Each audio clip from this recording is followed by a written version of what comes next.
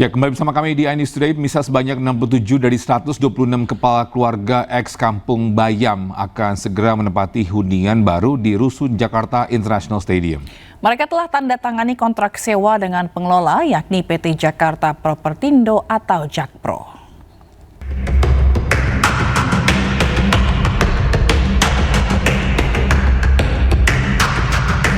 Bertempat di kantor Wali Kota Jakarta Utara, 67 kepala keluarga dari 126 kepala keluarga warga Kampung Bayam menandatangani kontrak dan serah terima kunci hunian baru mereka. Penandatanganan kontrak secara simbolis dilakukan perwakilan warga ex Kampung Bayam dengan Direktur Bisnis Jakpro Igede Adi Ediana. Hunian pekerja pendukung operasional atau HPPO sudah siap ditempati dalam beberapa hari ke depan. Pihak pengelola akan memberikan bebas biaya sewa sebesar 1,7 juta per bulan selama 6 bulan ke depan. Adalah bentuk dari rasa sayangnya Pak Gubernur kepada warga Kampung Bayam. Kemarin prosesnya turun naik segala macam karena ingin kita semuanya aman. Baik kepada warga yang akan tinggal, baik kepada kami, dan sesuai dengan tata kelola yang memang kami anut dengan baik. Adanya komunikasi dari baik dari Pemprov ataupun baik dari Jakpro sendiri, khususnya Jakpro sendiri itu membuka komunikasi yang lebih baik buat kami gitu. Jadi merasa diingatkan baik. Gitu. Ya, jadi untuk sampai ada di posisi ini tuh itu bukan hanya semata-mata keputusan yang mereka buat sendiri, itu mereka tanya lagi, konsultasi lagi sama kami. Ini enaknya gimana ya? Tapi kami juga ngasih masukan gimana gitu sampai kami benar-benar merasa ini bisa menjadi keamanan yang penting untuk kami sendiri. Selain itu di HPPO disediakan fasilitas penunjang berupa tanah hingga 4.000 meter persegi untuk warga melakukan pertanian kota atau urban farming, termasuk penyediaan kolam untuk budidaya ikan.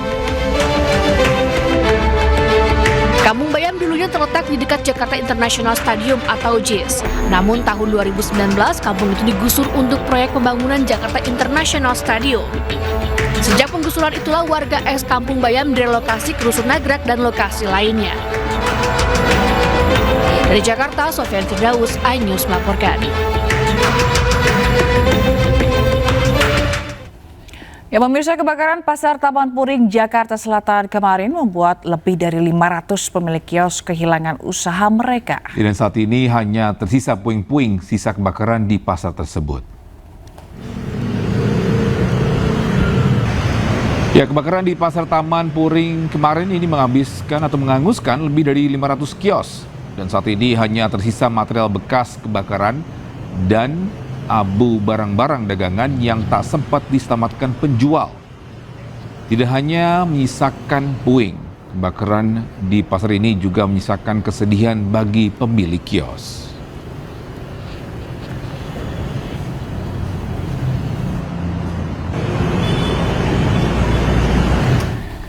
Ya, akibat kebakaran, para pedagang Pasar Taman Puring ini merugi. Kerugian yang dialami bahkan mencapai ratusan juta rupiah dari satu kios. Sudah habis, dan satupun dagangan tidak ada yang bisa diselamatkan lagi gitu. Berarti nggak sempat menyelamatkan apa-apa? Satupun tidak ada yang bisa diselamatkan lagi. Berarti Pak mungkin udah ada taksir kerugian Bapak yang dialami apa? Kalau yang saya taksir kerugian saya sendiri, buat toko saya sendiri, kurang lebih antara 70 sampai 100 jutaan. 70 sampai 100 juta. Itu isinya sepatu semua ya Pak? Isinya sepatu semua. Dan untuk informasi terkini kita akan bergabung dengan Wenda Nura dari Taman Puring, Jakarta Selatan. Ya, Wenda, apakah para pemilik kios masih berada di lokasi kebakaran? Iya, selamat siang Togi, Zila, dan juga pemirsa. Saat ini saya berada langsung di tempat kejadian perkara, tempat terjadinya kebakaran hebat yang menghanguskan pasar taman di kawasan Jakarta Selatan. Dan memang di kebakaran ini, saat ini puing-puing kebakarannya ini masih dapat terlihat di belakang saya, bisa dilihat. Togi, Zila, dan juga pemirsa, beginilah suasana saat ini di kawasan Taman Puring, di Pasar Taman Puring maksud kami, dan memang ini sudah hangus terbakar. Dan data terbaru yang kami terima, ada 600 kios yang hangus terbakar dengan kerugian mencapai 30 miliar rupiah.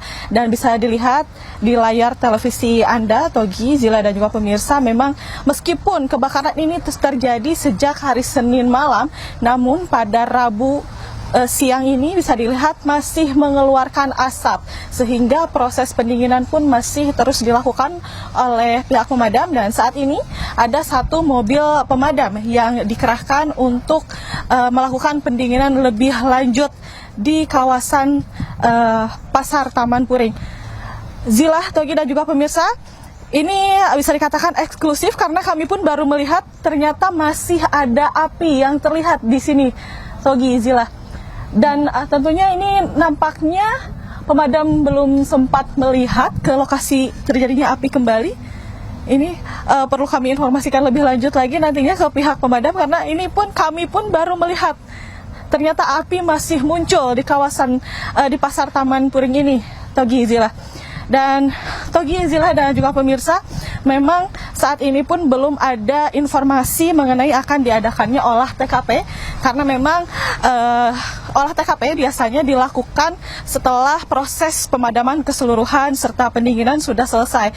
Sehingga saat ini kembali kami informasikan karena di lokasi kebakaran ini masih mengeluarkan asap, sehingga untuk proses olah TKP belum dapat dilaksanakan dan kami pun belum mendapatkan informasi. Dan Zilah, Togi, dan juga pemirsa, kami akan mencoba berbincang bersama salah satu pengelola di Pasar Taman Puring ini. Saat ini, halo Bapak, selamat siang. Siang. Bapak, maaf, dengan Bapak siapa dan di sini Bapak sebagai apa, Pak?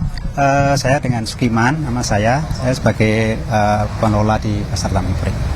Pak Sukiman ya, Pak boleh diceritakan mungkin awal mula terjadinya kebakaran di sini yang Bapak ketahui ini seperti apa sih, Pak? Ya. Kejadian itu menjelang maghrib ya, habis pas menjelang maghrib, kebetulan pedagang sudah pada tutup dan melaksanakan biasa aktivitas sholat maghrib di masjid dan di mushola. Tiba-tiba ada api dari salah satu kios ya di tengah itu menyala dan tiba-tiba membesar gitu. Sementara diinformasikan kebakaran ini terjadi karena konsleting listrik, betul begitu Pak? Yang pastinya kita belum tahu, cuman yang jelas api itu dari kios, salah satu kios yang sudah tutup gitu, Pak.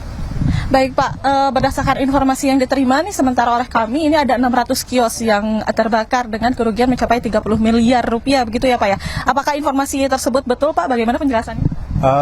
Kalau kerugian ya itu kita tidak bisa mengkirakan seperti itu ya. Yang jelas kalau pedagang kami ini per kios ya kurang lebih modelnya antara 30 sampai 50 juta lah Mbak, kurang lebih gitu. Oh, itu per kios ya Pak ya. Baik, terakhir Pak, ini pemerintah Provinsi DKI Jakarta menyatakan akan adanya revitalisasi ulang. Nah, dari Bapak sendiri bagaimana tanggapannya Pak? Itu harapan kami semua, dari saya mewakili pedagang dan juga mohon pada Bapak Gubernur ya, mohon diizinkan kembali kami para pedagang itu pedagang sini kembali dan dibangun kembali. Baik Bapak, terima kasih atas informasi dan waktunya. Saya juga turut berduka atas musibah yang dialaminya Pak ya. Baik Togi, Zilah, dan juga pemirsa, berikut informasi yang sementara yang dapat kami sampaikan. Dan kembali perlu kami sampaikan bahwa kondisi kebakaran di Pasar Taman Puring saat ini masih mengeluarkan asap, bahkan api sudah muncul kembali, namun tentunya untuk olah TKP kami belum mendapatkan informasinya lebih lanjut. Kembali ke Anda, Togi, Zilah. Baik, terima kasih Wenda Nura atas laporan Anda. Tetap berhati-hati di lokasi. Terima kasih, sampai jumpa kembali.